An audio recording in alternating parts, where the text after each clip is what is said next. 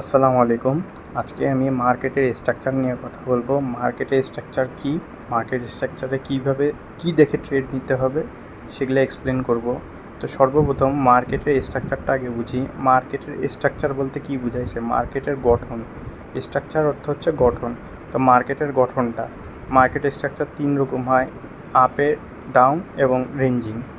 So আমরা এখানে যেটা দেখতেছেন যে আপের দিকে, তো মার্কেটের স্ট্রাকচার এখানে আপের দিকে। যদি আপনি ট্রেড নিতে চান তাহলে আপনাকে দুইটা জিনিস ফলো করতে হবে। একটা হচ্ছে যে সেলারকে উইক হতে হবে, বায়ারকে স্ট্রং হতে হবে। এবং এখানে আপনারা দেখতে পাচ্ছেন যে সেলার উইক, বায়ার স্ট্রং। দেখেন, মার্কেট স্ট্রাকচার আহামরি কিছু না। মার্কেট স্ট্রাকচার জাস্ট একটা আমাদেরকে ওভারঅল ধারণা দেয়। তো এইখানে মার্কেট স্ট্রাকচার আপে, আশা করি বুঝছেন। এখন চলেন আমরা মার্কেট স্ট্রাকচার যেখানে ডাউনের দিকে আছে সেটা খুঁজি। তো এইখানে দেখতে পাচ্ছেন যে আমাদের মার্কেটের স্ট্রাকচারটা ডাউনের দিকে।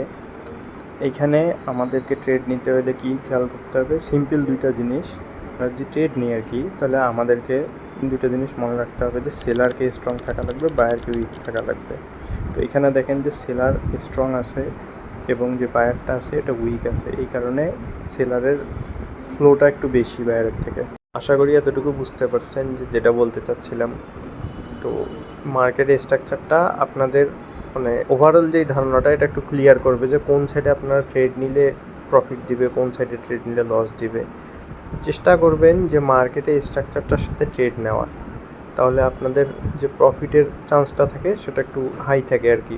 এটা দেখে আর কি অনুমান করতে পারবেন যে আপনাদেরকে কোন দিকে ট্রেডটা নেওয়া উচিত। তো লসটা একটু আর কি মিনিমাইজ হবে মার্কেট স্ট্রাকচার দেখে ট্রেড করলে। এখন চলেন যে আমরা রেঞ্জিং মার্কেটে যাব। রেঞ্জিং মার্কেটে দেখাবো যে কীভাবে ট্রেড নিতে হয়, রেঞ্জিং মার্কেট কীভাবে কাজ করে। সো এখানে দেখেন রেঞ্জিং মার্কেট একটা পাইছি। এখানে ট্রেড কীভাবে নিতে হবে, তো তার আগে একটা কথা বলি, রেঞ্জিং মার্কেটটা অ্যাকচুয়ালি কাজ করে কীভাবে। রেঞ্জিং মার্কেট তখনই কনসোলিডেট করে যখন দুই পার্টি স্ট্রং অথবা দুই পার্টি উইক হয়। এখানে দেখেন বায়ারও স্ট্রং, সেলারও স্ট্রং। বায়ারটাকেও স্ট্রং দেখতেছেন, সেলারটাকেও স্ট্রং দেখতেছেন। এইখানে আর একটা বিষয় আছে যে রেঞ্জিং মার্কেটে ট্রেড নিতে হলে আপনার ক্যান্ডেলের পাওয়ার বুঝতে হবে। ক্যান্ডেলের পাওয়ার ছাড়া যদি ফার্স্টেরটা রেড দেয়, পরেরটা গ্রিন, সেকেন্ডেরটা আপনি যদি আবার করেন যে রেড হবে, তাহলে হবে না। আপনাকে আগে পাওয়ারটা বুঝতে হবে যে ক্যান্ডেলটা এখন কী করতে পারে, তখনই আপনি রেঞ্জিং মার্কেটে অনেক ইজিলি ট্রেড নিতে পারবেন।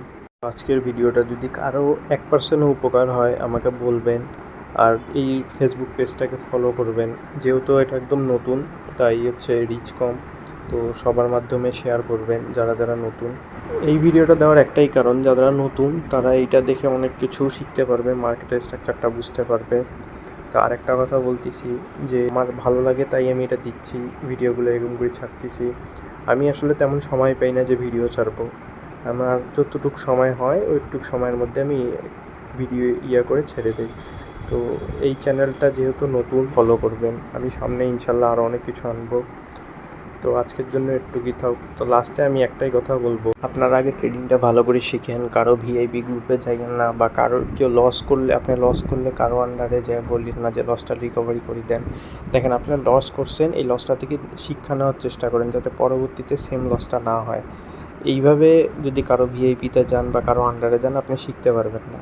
ট্রেডিংয়ে তারাই সফল হয় যাদের মধ্যে ধৈর্য আছে। আপনার ধৈর্য থাকতে হবে, আপনাকে লসগুলো মানিয়ে নিতে হবে, তাহলেই আপনি এখান থেকে একটা সময় যায় প্রফিটেবল ট্রেডার হইতে পারবেন।